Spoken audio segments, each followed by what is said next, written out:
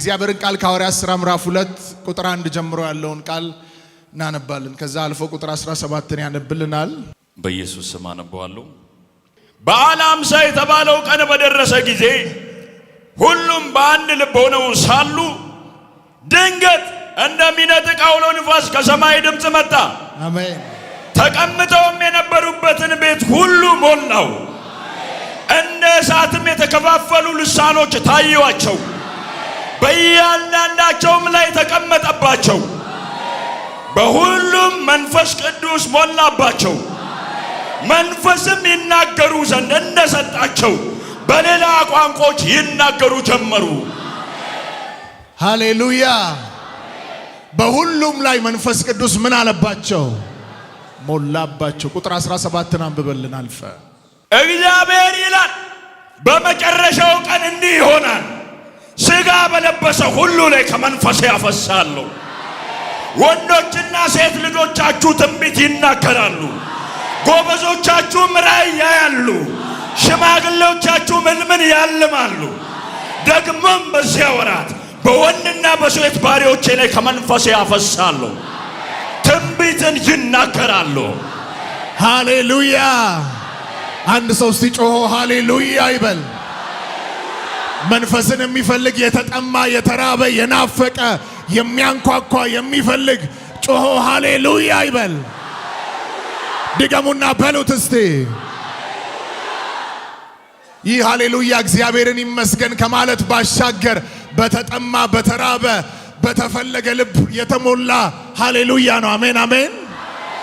አንድ ሰውን እስቲ ያዙትና አጠገባችሁ ያለውን ሰው መንፈስ ቅዱስ ዛሬ ያገኘሃል በሉት። ቁጥር 17 ሲናገር በመጨረሻው ቀን ይላል። የመጨረሻው ቀን መች ነው? አሁን የቆማችሁበት ቀን ነው። አሜን አሜን አሜን አሜን አሜን። ስለዚህ በመጨረሻው ቀን የሚለው አሁን ቀኑ ላይ ስለቆማችሁ የፈለገ የተራበ የተጠማ መቀበል ይችላል ማለት ነው። ቀኑ መች ነው? እስቲ አንድ ሰው አሁን ነው ይበል። ቀኑ መች ነው? ቀኑ መች ነው? በኢየሱስ ስም ይህንን መንፈስ አንድ ሰው ጠጥቶ ይወጣል፣ ተቀብሎ ይወጣል፣ ለብሶ ይወጣል፣ አግኝቶት ይወጣል በኢየሱስ ስም። ከመንፈሴ አፈሳለሁ ተብሎ እንደተጻፈ በጌታ በኢየሱስ ስም የደከመን የሚያበረታ ያዘነን የሚያጽናና ከተራ ሕይወት የሚያወጣ ክርስቶስን እንዲገልጥ የሚያረግ የመንፈሱ ኃይል በላያችሁ ላይ ይፍሰስ። በተጠማ ልብ ላይ ይፍሰስ ይፍሰስ ይፍሰስ ይፍሰስ ይፍሰስ በኢየሱስ ስም። አሜን አሜን አሜን አሜን ብላችሁ ተቀበሉት። ተቀበሉት። እየተቀበላችሁ የሆነ መንፈስ ያገኛችኋል። ተቀበሉት። የመጨረሻ ተቀበሉ። ውላቲያ ካባራዲያ ከሆነ ማሃቲያ ካያስ ሰባካዲያ ሎታያስ ሃሌሉያ ሃሌሉያ ሃሌሉያ። አሁን እንኳን በቆሙበት መንፈስ የሚያገኛቸውን ሰዎች አያለሁ። ኃይል የሚያገኛቸውን ሰዎች አያለሁ። ታሪካቸው የሚለወጥላቸውን ሰዎች አያለሁ። ከተራ ሕይወት የሚወጡ ሰዎችን አያለሁ። የክርስቶስን ፊት የሚገልጡበትን መንፈስ ሲቀበለው አያለሁ።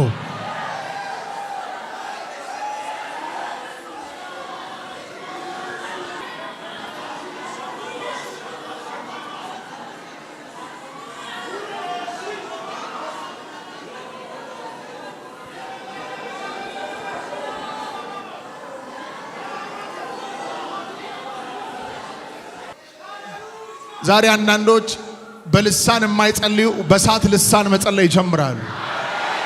ካንደበታቸው የሚወጣ ልሳን የጠላትን ሥራ ያፈርሳል። ካንደበታቸው የሚወጣ የሰማይ ቋንቋ እንደ ሌላ ሰው ይሆናል። ስለ መንፈስ ቅዱስ ሲሰበክ በለመደ ማንነት ውስጥ ልትሆኑ አይገባም። ተቀብያለሁ፣ ጨርሻለሁ፣ አድጌያለሁ የሚል ነገር አይሰራም።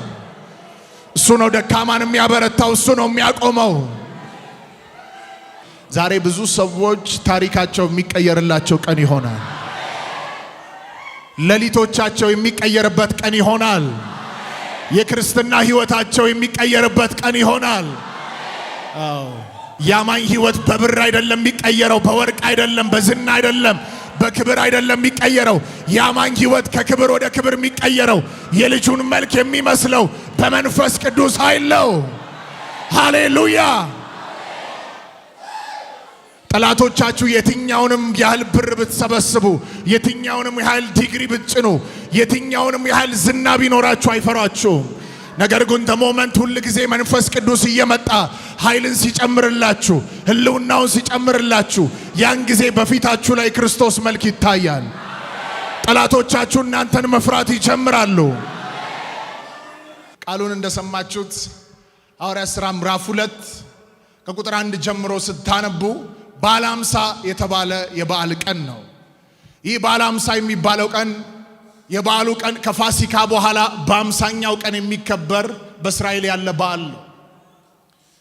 ጌታችን ኢየሱስ ክርስቶስ ወደ ሰማይ ካረገ በኋላ በደብረ ዘይት ተራራ ወደ ሰማይ ከተነጠቀ በኋላ ሐዋርያቶች በአንድነት በራቸውን ዘግተው ይጸልዩ ነበር። እንግዲህ ጌታ ኢየሱስ ክርስቶስ ከተነጠቀበት ጊዜ ጀምሮ ለ10 ቀንና እስከ 11ኛው ቀን ድረስ እነዚህ ሰዎች መንፈስ ቅዱስን በኃይል እየፈለጉ ይጸልዩ ነበር። መንፈስ ቅዱስ መጽሐፍ ቅዱስ አዋቂዎች እንደሚናገሩ በ11ኛው ቀን በተሰበሰቡበት ስፍራ እንደወረደ ይናገራል። ነገር ግን ሐዋርያት ሥራ ምዕራፍ 1 ላይ ወደ ኋላ ሄዳችሁ ስታነቡ ምዕራፍ 1 ቁጥር 5 እና ቁጥር 8 ላይ ኢየሱስ የመጨረሻውን ንግግር ለሐዋርያት ነገራቸው። ኢየሱስ ከነሱ ሊለይ ነው፣ ወደ ሰማይ ሊያርግ ነው። እኔ ብሄድ ይሻላችኋል ያላቸውን ቃል በተግባር ሊያሳያቸው ነው። በደብረ ዘይት ተራራ ላይ ቀድሞ ይጸልይበት ወደ ነበረ እንግዲህ ብዙ ጊዜ የሚያሳልፍበት ቦታ ላይ ሰብስቧቸው ኢየሱስ የመጨረሻውን ንግግር ነገራቸው። ባይዘው የክርስቶስ ኢየሱስ የመጨረሻ ንግግሩ በሕይወታችን ዘመን ሁሉ ትልቅ ቦታ ልንሰጠው የሚገባ ነገር ነው። ደቀ መዛሙርቱ 3 ዓመት ተኩል ስራቸውን ትተው፣ ቀረጥ ሰብሳቢ የነበረ ቀረጥ መሰብሰቡን ትቶ፣ አሳ አጥማጅ የነበረ አሳ ማጥመዱን ትቶ ኢየሱስን ተከትለውት ለዛ ሁሉ ዓመት ከሱ ጋር ሆነው ከሞተ በኋላ ከሞት ከተነሳ በኋላ አልፎ አልፎ ከታያቸው በኋላ የመጨረሻው ስፍራ ላይ የመጨረሻውን ንግግር ነገራቸው። ልክ ለደቀ መዛሙርቱ ለሐዋርያቱ የኢየሱስ የመጨረሻ ንግግር በጣም ዩስፉል ነበር፣ ጠቃሚ ነበር። ለኛም በዚህ ዘመን በጣም ትልቅ ጠቃሚ ነገር ነው። ኢየሱስ በመጨረሻ የነገራቸው ንግግር ስለ መንፈስ ቅዱስ ነው። አውርቷቸው ወደ ሰማይ ያረገው። እስቲ አንድ ሰው የኢየሱስ የመጨረሻ ንግግር ይበል። መንፈስ ቅዱስ ነው በሉ እስቲ። ወደ ሰማይ ከማረጉ በፊት የኢየሱስ የመጨረሻ ንግግር ምንድነው? በሉት እስቲ ጮክ ብላችሁ። ስለዚህ ለሐዋርያቶች ኢየሱስ የነገራቸው ቁጥር 8 ላይ እንደዚህ አለ፣ መንፈስ ቅዱስ በእናንተ ላይ ይወርዳል አለ። ኃይልን ትቀበላላችሁ፣ በኢየሩሳሌም፣ በይሁዳ፣ በሰማርያ እስከ ዓለም ዳርቻ ድረስ ምስክሮቼ ትሆናላችሁ አላቸው። ኢየሱስ የመጨረሻ ንግግሩ ይሄ ነው። ቁጥር 5 ላይ ከላይ ስታነቡት ከኢየሩሳሌም እንዳትወጡ ብሎ ማስጠንቀቂያ ሰጥቷቸዋል። ዮሐንስ በውሃ አጥምቆ ነበር፣ እናንተ ግን ከጥቂት ቀን በኋላ በመንፈስ ቅዱስ ትጠመቃላችሁ አላቸው። አንድ ሰው በደንብ አሜን ይበል። ዛሬ አንድ ሰው ቤት በመንፈስ ቅዱስ ኃይልና እሳት ይጠመቅ።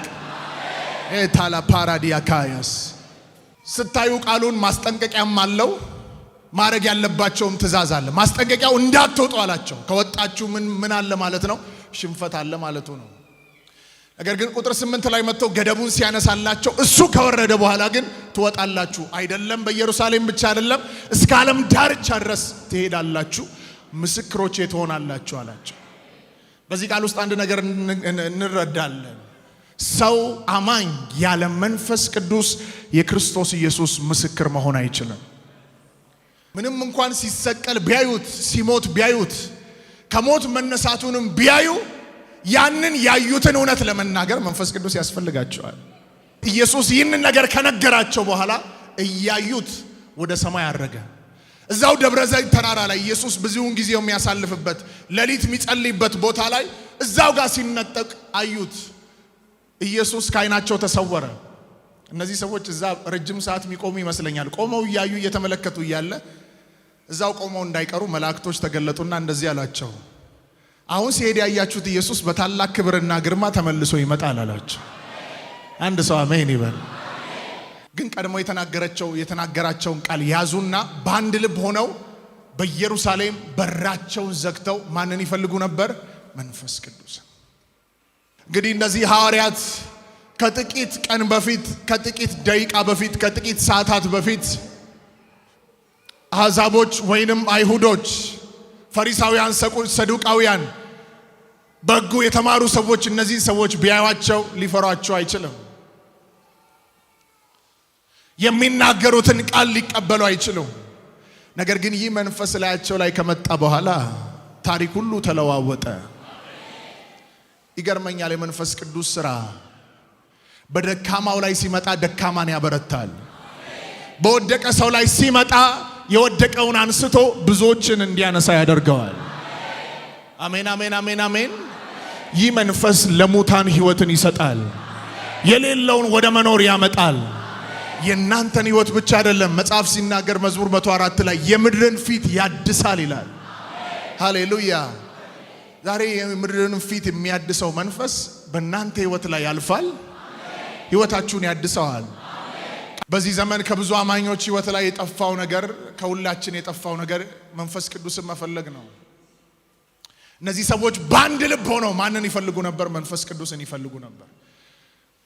ብዙ አሁን በምድር ላይ አሁን በአንድ ልብ ሆኖ ሰውን ለመጣል ይሰበሰባል። በአንድ ልብ ሆኖ ሰው ላይ ክፉ እየመከረ የሰውን ውድቀት ለማፋጠን በብዙ ይሰበሰባል፣ በብዙ ይተጋል። በአንድ ልብ ሆኖ ሰው በሐሜትና በተለያየ አይነት እግዚአብሔር በማይከብርበት ነገር ተይዟል። ዛሬ ግን በጌታ በኢየሱስ ስም ይህ ሐዋርያቶች ላይ የነበረ ልብ በጌታ በኢየሱስ ስም በምድሪቱ ላይ እንደ ሪቫይቫል የሰው ልብ ላይ ይቀጣጠል። በኢየሱስ ስም ይቀጣጠል። በኢየሱስ ስም አዎ። ስንሰበሰብ እሱን መፈለግ እንዴት ደስ ይላል! አዎ፣ እግዚአብሔርን ፈልጉት፣ ፊቱን ፈልጉት ትጸናላችሁ ይላል መጽሐፍ ሲናገር። እግዚአብሔርን የሚፈልጉ ከመልካም ነገር ሁሉ አይጎድሉም ይላል። ባለጠጎች ዳዩ፣ ተራቡ፣ እግዚአብሔርን የሚፈልጉ ግን ከመልካም ነገር ሁሉ አይጎድሉም ይላል። እነዚህ ሰዎች በራቸውን ዘግተው፣ ለዚያውም ልብ ብላችሁ ስሙኝ፣ ቀኑ ምንድነው? በዓል ነው። በበዓል ቀን ሰው ሰውን እየሄደ በሚጠይቅበት ቀን፣ ሰው ከሰው ጋር ሄዶ በሚገናኝበት ቀን፣ ቤተሰብ አብሮ በሚሰበሰብበት ቀን፣ ልክ አሁን እንደምናደርገው ማለት ነው። እንደውም የጸሎት ታይሙን ከሌላ ጊዜ በላይ ጸሎቱን ሙሉ ለሙሉ ማለት ይቻላል አቁሞ ከሰው ጋር የሚያሳልፍበት ቀን ላይ በራቸውን ዘግተው በአንድ ልብ ሆነው ይጸልዩ ነበር። በአንድ ልብ ሆነው በዛ ቀን ማንን ይፈልጉ ነበር? መንፈስ ቅዱስን ይፈልጉ ነበር።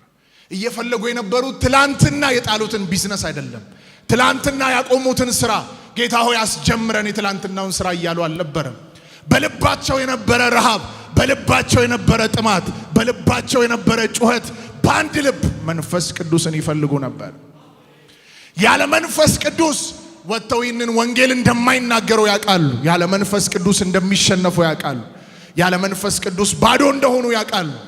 ተራ የሆነ ህይወት እንደሚኖሩ ያውቃሉ። ስለዚህ በአንድ ልብ ሆነው በራቸውን ዘግተው መንፈስ ቅዱስን ይፈልጉ ነበር። ዛሬም በጌታ በኢየሱስ ስም ይህን ቃል እየሰማችሁ ላላችሁ ሰዎች አንድ ቃል ልናገር። በህይወታችሁ የተለያየ ስበት ካለው ቢዚ ከሚያደርጋችሁ ነገር በላይ መንፈስ ቅዱስን የምትፈልጉበት ልብ ተቀበሉ በኢየሱስ ስም። ተቀበሉ በኢየሱስ ስም። በአንድ ልብ እየፈለጉ እያለ በ11ኛው ቀን ላይ ድንገት እየፈለጉ ያሉት ነገር በህይወታቸው ላይ ተገለጠ። ዛሬ ከዚህ ቤት ሳትወጡ አንዳንዶቻችሁ ያንኳኳችሁት ደጅ እዚህ ሆናችሁ ይከፈታል። የፈለጋችሁት መንፈስ እዚህ ሆናችሁ ትቀበላላችሁ። ኦላሃቲያራ ቬኔኮታያስ ይህ መንፈስ ወደ ሰው ህይወት ሲመጣ ደካማ የሆነውን ሰው ያበረታል፣ የወደቀውን ያነሳል፣ ያዘነን ያጽናናል። በህይወት ዘመናችሁ ጌታ እንደሚፈልገው እንድትኖሩ ያደርጋል። ለጽድቅ ያስጨክናችኋል። ክርስቶስን እንድትገልጡ ያደርጋል። ከተራ ክርስትና ህይወት ያወጣችኋል። በራቸውን ዘግተው እየጸለዩ ያለ ድንገት እንደሚነጥቅ አውሎ ነፋስ ተቀምጠው የነበረበትን ቤት ሞላው ይላል። መጀመሪያ መንፈስ ቅዱስ በንፋስ መልክ በሚያስፈራ ድምፅ መልክ ቤቱን ሞላው። በአንድ ልብ ሆነው እየጸለዩ የነበሩበት የጸሎት መልስ በቤት ውስጥ ተገኘ። የጸሎት መልሳቸው ብርና ወርቅ አልነበረም። የጸሎት መልሳቸው ራሱ መንፈስ ቅዱስ ነበር። የእግዚአብሔር ህልውና ነበር። ያህልውና በቤት ውስጥ ሲገባ በእያንዳንዱ ላይ የተከፋፈሉ ልሳኖች ተቀመጠባቸው ይላል። መንፈስ እንደሰጣቸው መናገር ጀመሩ። እነዚህ ሰዎች በሁሉም ላይ መንፈስ ቅዱስ ምን አለባቸው ይላል? ሞላባቸው። አንድም ሰው ሳይቀር ማለት ነው። እዛ ውስጥ የተገኘ ሰው በአንድ ልብ መንፈስ ቅዱስን እየፈለገ ነው የነበረው። እነዚህ ሰዎች ትኩረት አድርገው በአንድ ልብ ምን ይሉት ነበር? ይፈልጉት ነበር። ለዚህ ነው መጽሐፍ ሲናገር ኤርምያስ መጽሐፍ ላይ እናንተም ትጠሩኛላችሁ፣ ቀርባችሁ ወደ እኔ ትጸልያላችሁ፣ እኔም እሰማችኋለሁ። እናንተም ትፈልጉኛላችሁ፣ በፍጹም ልባችሁ ከፈለጋችሁኝ ታገኙኛላችሁ። ሆሆቲያዳ ቬሌሆስ ፓራዲያካያስ በፍጹም ልባችሁ ከፈለጋችሁኝ ታገኙኛላችሁ። እሱን ስታገኙ ለዓለም መድኃኒት ትሆናላችሁ፣ ለቤተሰብ መድኃኒት ትሆናላችሁ። አገልጋዮች አገልግሎታችሁ ያለሱ ባዶ ነው። ክርስቲያን የሆነን ሁላችን ክርስትና ህይወታችን ያለሱ ባዶ ነው። እለት እለት በመንፈሱ ልንሞላ ይገባል። ለዚህ ነው መጽሐፍ ቅዱስ ሲናገር ሐዋርያው ጳውሎስ ኤፌሶን ምዕራፍ 5 ላይ ሲናገር መንፈስ ይሙላባችሁ እንጂ በወይን ጠጅ አትስከሩ አለ። ኤፌሶን ምዕራፍ 5 ቁጥር 18 ላይ ቃል ታገኙታላችሁ። መንፈስ ይሙላባችሁ እንጂ በወይን ጠጅ አትስከሩ። ይህንን ቃል ሲናገር ኮንቲኒየስሊ በየጊዜው በየቀኑ በዚህ መንፈስ ተሞሉ እያለን ያለው የቃሉ ሐሳብ ይህ ነው። ሐዋርያቶች ምዕራፍ 2 ላይ ተሞሉ። ምዕራፍ 4 ላይ ሄዱና ደግሞ በራቸውን ዘግተው መጸለይ ጀመሩ። በራቸውን ዘግተው ሲጸልዩ ቁጥር 31 ላይ እንደዚህ ይላል፣ ከጸለዩም በኋላ ይላል ተሰብስበው ያለበት ስፍራ ተናወጠ ይላል። በሁሉም ላይ መንፈስ ቅዱስ ሞላባቸው፣ የእግዚአብሔርንም ቃል በግልጥና በድፍረት ተናገሩ ይላል። ለሁለተኛ ጊዜ እነዚህ ሰዎች ተሞሉ። ምዕራፍ 4 ቁጥር 31 ላይ ዛሬ አንዳንዶቻችሁ በዓለ ሃምሳ ቀን ላይ እንደወረደባቸው እንደተሞሉ እናንተም ጌታን ባገኛችሁበት ሰዓት መንፈስ ቅዱስን እንደተቀበላችሁ እንደተሞላችሁ ዛሬም መሞላት ይሆናል። ይኸው መንፈስን የሚፈልግ ሰው ጥቂት ሰው ነው ማለት ነው። ዛሬ መሞላት ይሆናል በኢየሱስ ስም ኤልሳ ኤልያስ ፊት ዝም ብሎ ውስጡ የመጣውን ነገር ዝም ብሎ አስቦ አይደለም የተናገረው። በልቡ ውስጥ ለረጅም ጊዜ ሸሽጎ ያስቀመጠው ነገር ነው። ሲከተለው የሚፈልገው ነገር አለ። መጨረሻ ላይ ልሄድ ነው ካንተ ልለይ ነው የምትፈልገውን ቶሎ ንገረኝ ሲለው ብሎ አልተቀመጠም። ገና ማሰብ አልጀመረም። በልቡ ሰንቆ ያስቀመጠውን ነገር ወዲያው አወጣና ባንተ ላይ ያለው መንፈስ በጥፍ እኔ ላይ እንዲመጣ ፈልጋለሁ። በዓለ ሃምሳ ከተባለው ቀን ጀምሮ አሁን እስካለንበት ቀን ድረስ ጌታችን ተመልሶ እስከሚመጣበት ቀን ድረስ የመንፈስ ቅዱስ ዘመን ነው። አሜን አሜን አሜን። አሁን ምድር ላይ ያለ ሥላሴን ወክሎ ያለ ራሱ ፈጣሪ የሆነ መንፈስ ቅዱስ ነው። ሐዋርያት ሥራ ምዕራፍ 4 ቁጥር 31 ላይ ያለውን ከቁጥር 29 ጀምሮ ያለውን እንደገና መልሰን አንብበን በዚህ ቃል ላይ ተናግሬ እንጸልያለን። አሁንም ጌታ ሆይ ወደዛቻቸው ተመልከት፣ ለመፈወስም እጅን ስትዘረጋ በቅዱስ ብላቴናም በኢየሱስ ክርስቶስ ምልክትና ድንቅ ሲደረግ ባሪያዎች በፍጹም ግልጥነት ቃልን እንዲናገሩ ስጣቸው። ከጸለዩም በኋላ ተሰብስበው የነበሩበት ስፍራ ተናወጠ፣ በሁሉም መንፈስ ቅዱስ ሞላባቸው፣ የእግዚአብሔርንም ቃል በግልጥ ተናገሩ። ምዕራፍ 2 ላይ በታላቅ ንፋስ የተገለጠው የሞላቸው ወጥተው ወንጌልን ሰብከው 3000 ሰዎችን እንዲያገኙ እንዲጨምሩ ያደረገ ዋናው ሐሳቤ እዚህ ጋር ነው። ምዕራፍ 4ም ላይ በአንድ ልብ ሆነው ይኸውላችሁ፣ ዛሬ ብቻ አይደለም በህይወት ዘመናችሁ ልታቋርጡ የማይገባ ነገር ሁሌ በመንፈስ መሞላትን ነው። እሱን መፈለግ ነው። ልታቋርጡ የማይገባ ነገር ውድቀት የሚጀምረው አድግ ያለው በቃ ከዚህ በኋላ በቅቷል ስትሉ ነው ውድቀት የሚጀምረው። አንዳንድ ጊዜ በጣም አገልግሎት፣ አንዳንድ ጊዜ የጌታ ቤት መቆየት እኔ እንድንል ያደርጋል።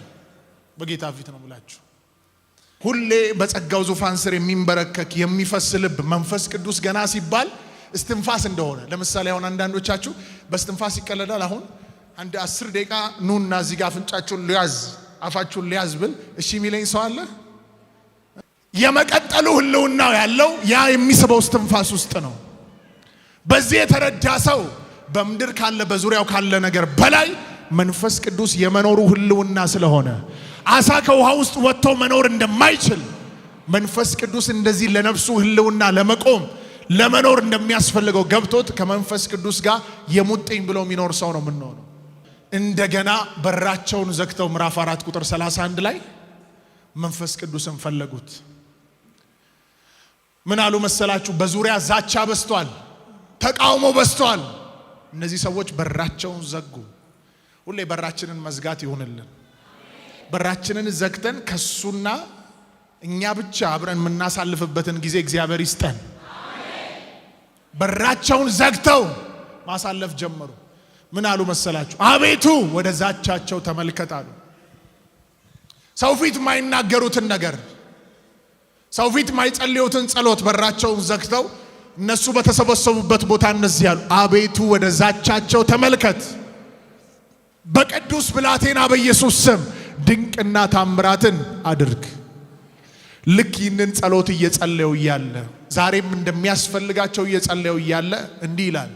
በራቸውን ዘግተው እየጸለዩ እያለ ድንገት አሁንም እየጸለዩ እያለ ተሰብስበው ያሉበት ስፍራ ተናወጠ ሆኖ በሁሉም ላይ መንፈስ ቅዱስ ሞላባቸው፣ የእግዚአብሔርንም ቃል በግልጥና በድፍረት ተናገሩ ይላል። ሃሌሉያ ሃሌሉያ። ዛሬ በአንድ ሰው ላይ ቃሉን በግልጥ በድፍረት የሚናገርበት መንፈስ ይሙላበት፣ ይሙላበት፣ ይሙላበት።